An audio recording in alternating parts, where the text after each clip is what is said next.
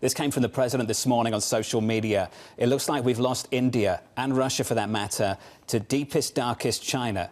May they have a long and prosperous future together. This relationship between the US and India has clearly soured. You yourself said earlier this year that India rubbed the US the wrong way. There's an understandable tension that continues to build. But they're not the only ones buying Russian energy. The Chinese are buying Russian energy, and for that matter, the Europeans too.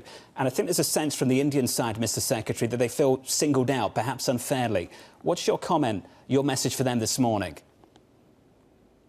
Well, remember, before the Russian conflict, the Indians bought less than 2% of their oil from Russia. Less than 2%. And now they're buying 40% of their oil from Russia. What they're doing is, because the oil is sanctioned, it's really, really cheap because the Russians are trying to find people to buy it. And so the Indians have just decided, the heck with it. Let's buy it cheap and make a ton of money. But you know what?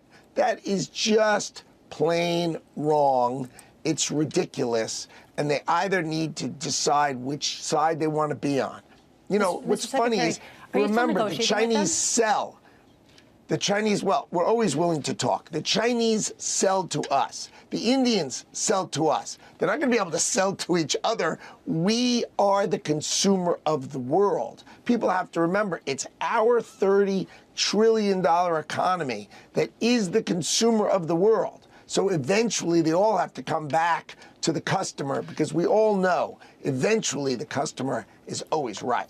When you are talking with India, Mr. Secretary, I know a lot of companies in the U.S. have shifted manufacturing to India from China, so there's a real interest in this in terms of